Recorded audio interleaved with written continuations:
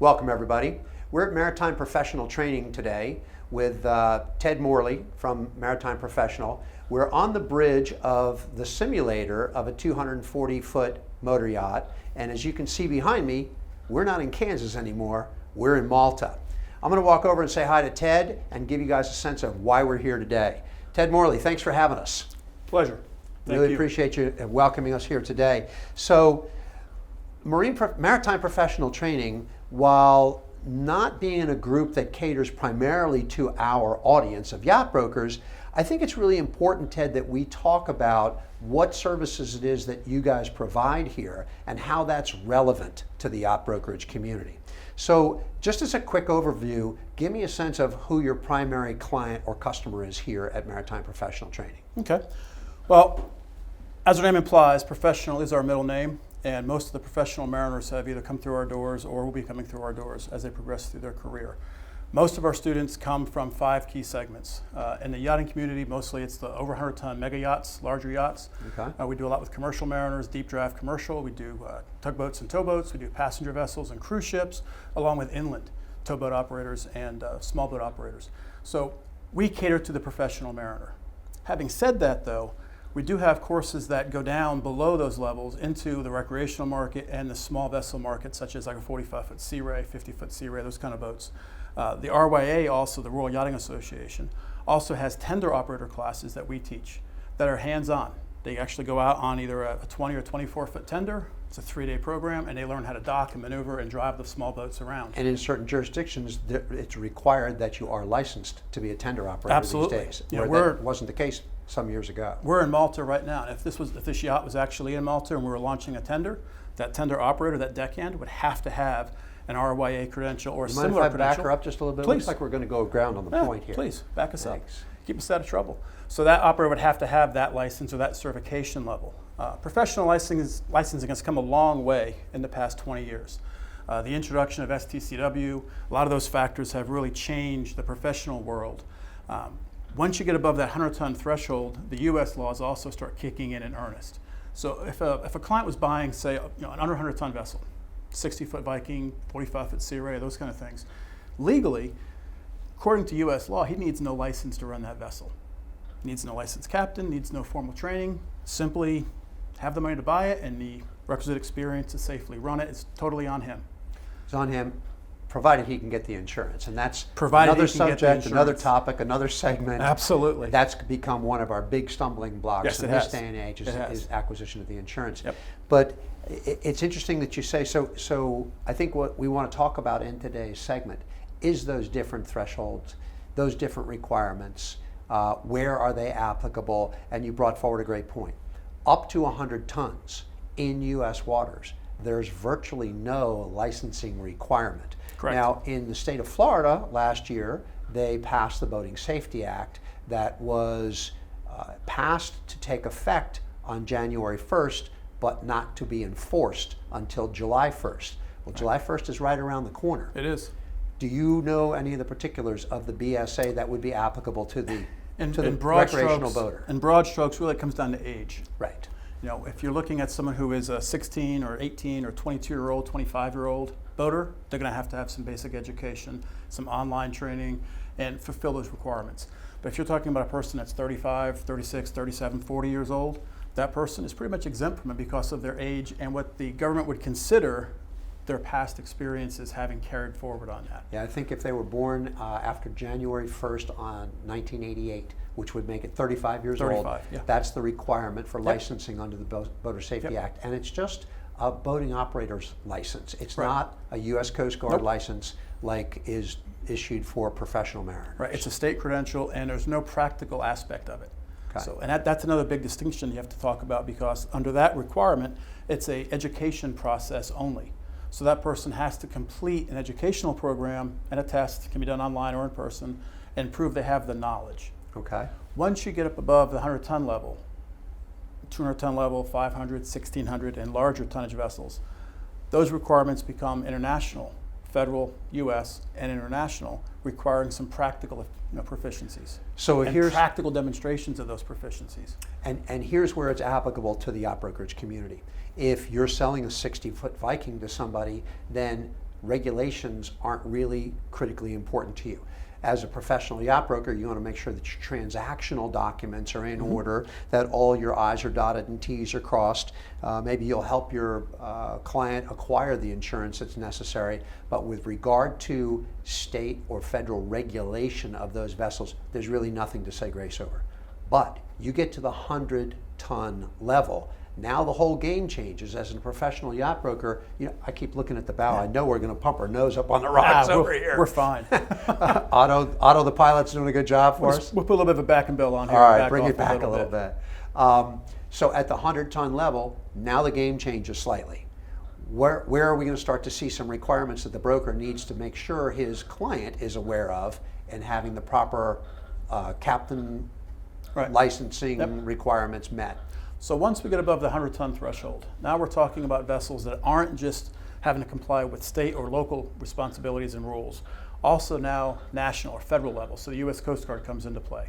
Okay. U.S. Coast Guard has a rule that basically states that if you're on a 100-ton vessel or greater, you're looking at a licensed captain now. Okay. Whether you as the owner of the licensed captain, or whether you hire a licensed captain. And just to clarify, we're not talking about charter now. Nope. We're simply talking about Tonnage recreational threshold. use, tonnage thresholds. and personal use of a vessel. And more and more the insurance companies are also following that as well. Whether it's being used for passengers for hire or personal use, they're looking at the skills and abilities and background of the person and requiring a license. Okay. It's becoming more and more of an issue lately.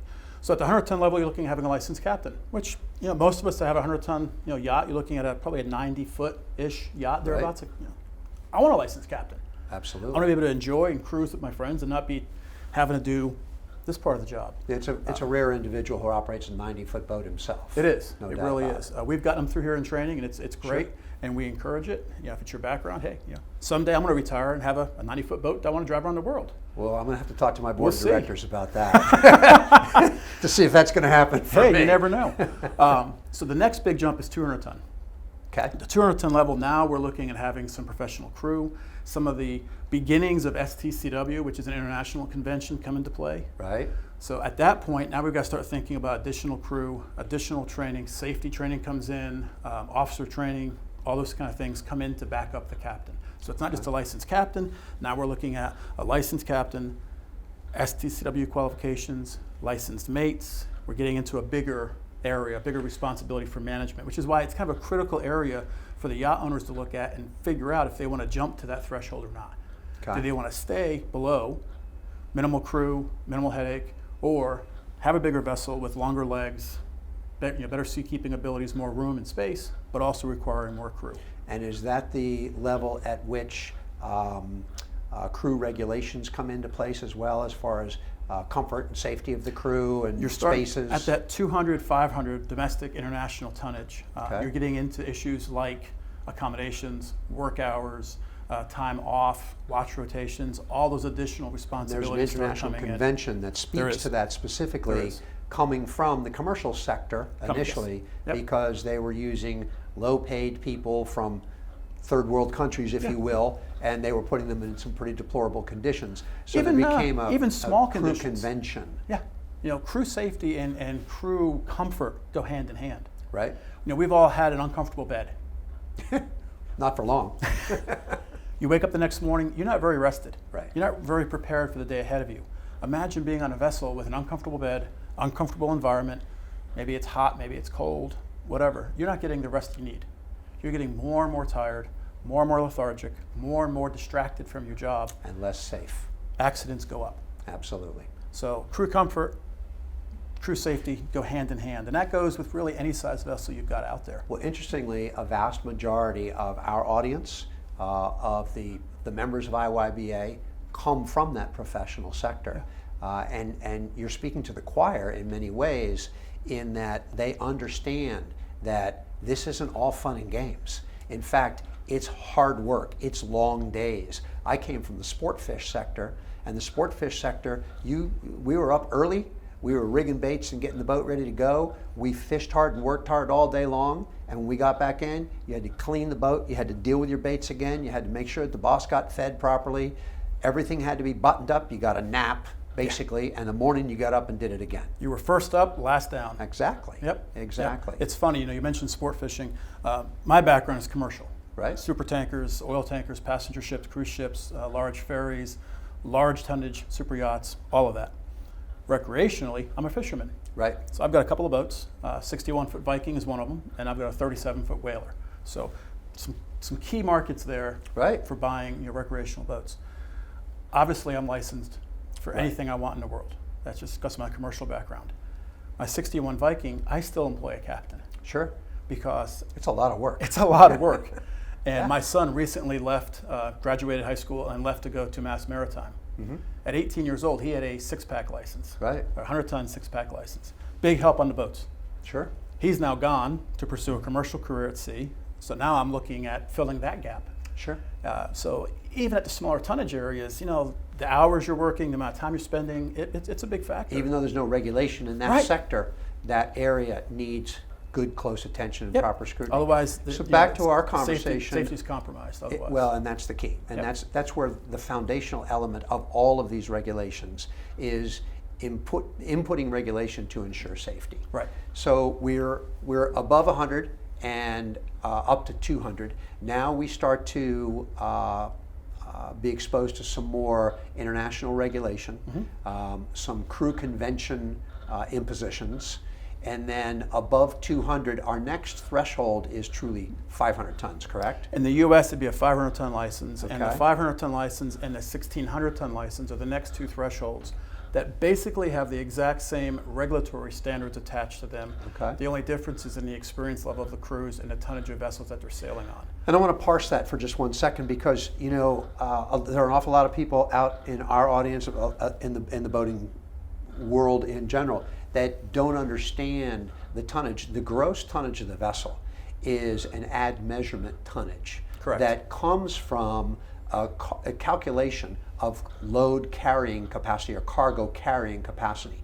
Now that 500-ton threshold makes a huge difference, and you'll see many 50-meter boats out there, 164 feet, that are 498 gross tons, Right. 499 gross tons. Yeah. The naval architects and the designers build specifically to that threshold Yep. because then they don't cross into the next arena of Right. regulation. Right. And I think that's an important thing for our community to understand that many of them maybe don't. When you look at tonnage calculations for a vessel, we think about net tons, we think about displacement, we think about gross.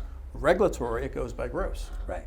So, as you said, gross tonnage is an interior measurement, basically. And there's a lot of ways that naval architects kind of get around things and make things measure or not measure. There's in the U.S., there's several 240 to 270 foot commercial vessels that are 99.9 tons. Right. Under that 100-ton threshold Because of the measurement of the cargo carrying capacity. if you look at the actual tonnage of the vessel, it's probably 16, 17, 1,800. Right. But because of things that get done with tonnage. Coast Guard recognizes that, the international community is recognizing that, and they're fixing some of those gaps, some of those games that get played by measurements. But it's still a gross tonnage or international tonnage certificate. ITC tonnage is the next category to look at. Okay. So you've got gross registered tons in the U.S., Right. ITC once they go foreign. Okay. So even a 99.9 ton vessel in the U.S., if its measurements foreign are greater than that, which they're going to be, let's face it. So we're talking Cayman Islands, Marshall Islands, Bahamas. Yep. Jamaica, Malta. Yep. As we then happen you get to be into here. you get into port state compliance. Okay. So the flag of the vessel is flag state compliance. Right. Then you get into port state compliance, and port state compliance can be higher than the flag state requirements for a lot of vessels. Okay. So that person, even though they're okay in the U.S., if that person wants to take that vessel, put it on the back of a ship, take it to Europe, and cruise around Europe with it, they've got to be careful that wherever they go, they're aware of the regulations there. Okay. Because the European regulations, that's a foreign voyage for that vessel at that point. Of course. They have to be aware of those regulations and be compliant with those regulations on their vessel. A lot of times it requires hiring people onto the vessel for that area. A lot of ports require familiarization. Right. Otherwise you're hiring Pilotage. local pilots. Right. Exactly. So once you get out of the U.S., it's not just a tonnage issue then, it becomes really more unique regulations when you sail foreign. Okay. That you got to be competent, aware Okay, of. so now we've gone up into the 500-ton neighborhood, and we see that we have some different regulations that come into effect here. Yep. What are the major differences when we go from 500 to that next leap of 1,600? So when we're looking at the 5 and 1,600 ton categories, it breaks out into domestic and foreign going as well. Because even within the U.S. licenses, a U.S. license at that level that is not compliant with all the foreign regulations under STCW, which is an International Maritime Organization standard, Right. they're limited to domestic waters only. Right on the license, it'll say that. So it means that license is only valid in the U.S. because the U.S. domestic standards are set by federal law, which is benchmarked here. International convention has 132 countries that are saying what needs to be done. That benchmark very often is up here. Right. So really at the 5 and 1,600 ton level, you've got to comply with all those U.S. laws. If you're sailing foreign, all those foreign laws get piled on top of that, which is really where you need to have a crew management company involved. You know, Because I haven't there's looked a lot at of information that they have to be aware of at that I haven't point. looked at the language on my 500-ton master lately, but if I'm not mistaken, it says licensed to operate motor or steam vessels up to 200 miles offshore. Yep. At no greater than 200 gross tons. Right. Or 500 gross 500 tons, gross excuse tons. me. Yep. So you've So- also got mileage restrictions That's right. near coastal and oceans. Right. So a person that is sailing on a vessel with your license can go up to 200 miles offshore. If they're foreign endorsed, they're great. If they're going from here in the U.S. East Coast to Europe on their own bottom, they've got to have an oceans endorsement. Do I still have to be able to use a sextant to get that? You still do. Okay. There's still so some. you have to take celestial navigation. Celestial navigation is key component of that, and that's a key skill set. You're learning amplitudes, you're learning azimuths, how to get your position from 3-body Reading fixes, the tables. using the tables, using a calculator, and a good old sextant. Right. And the idea there is if something happens at sea and you've lost your GPS, you've lost your navigational suite, you can still figure out where in the world you are and how to get home or how to get to a safe harbor. That trail of breadcrumbs isn't going to get you back. Not if you got seagulls following you.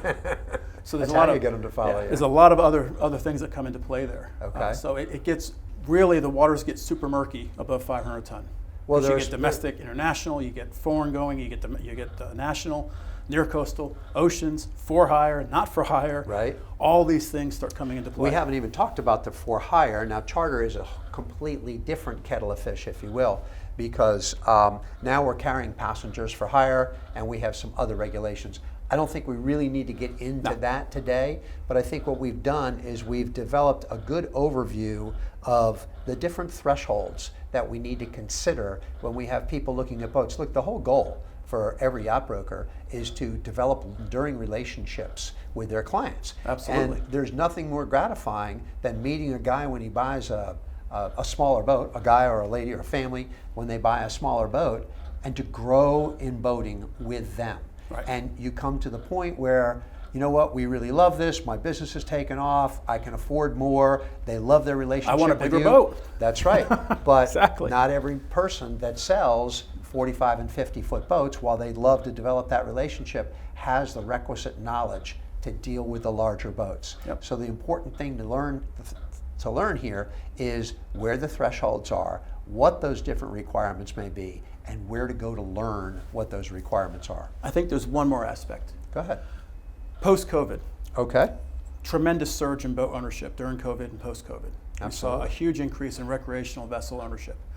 Coast Guard, FWC, they track accidents. We have this big spike in vessel ownership. Guess what happens? You get a big spike in vessel accidents as well. Absolutely. And it used to be a big leading cause of accidents was DUIs. Mm-hmm. Now a big leading cause of accidents is inattentive operators. Autopilot. Autopilot, unskilled, untrained, lower experience levels. So you've got an industry that's blowing up right now with boat sales. A lot of people buying boats. It's a tremendous place to have, for recreational. I take busman's holidays. I make my living at sea, and I take my off time at sea. I Right. love it. It's in my Right. blood since I was 3 days old on boats. Sure.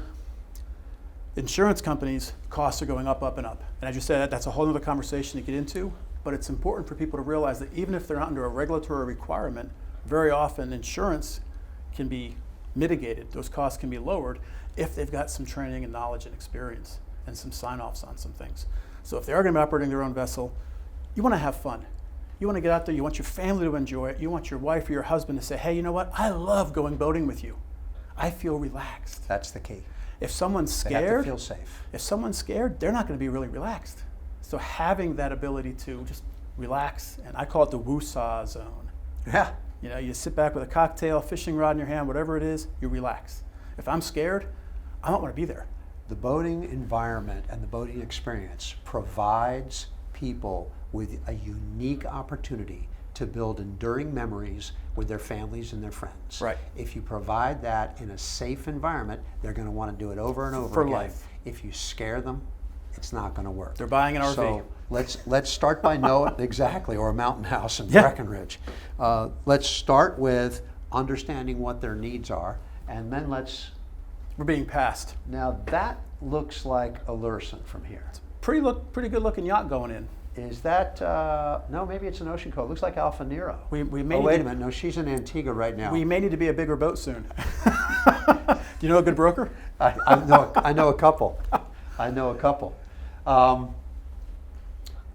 Yeah, the safety, the comfort, the knowledge of the different thresholds, I think, is what we've tried to impart to the audience today. Yep.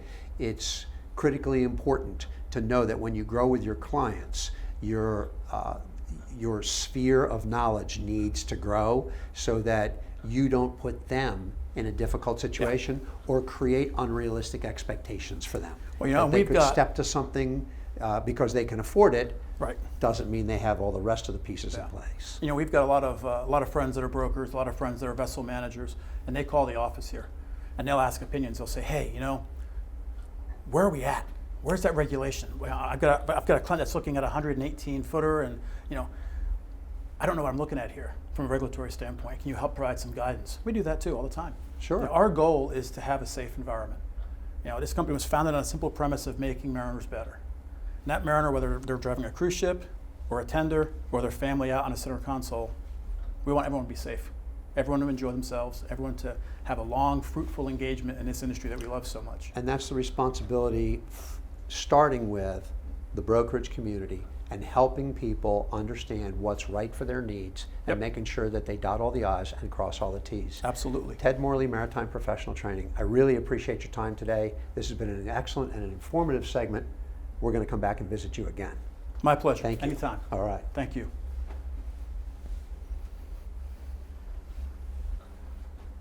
Now, what we can do, if you want,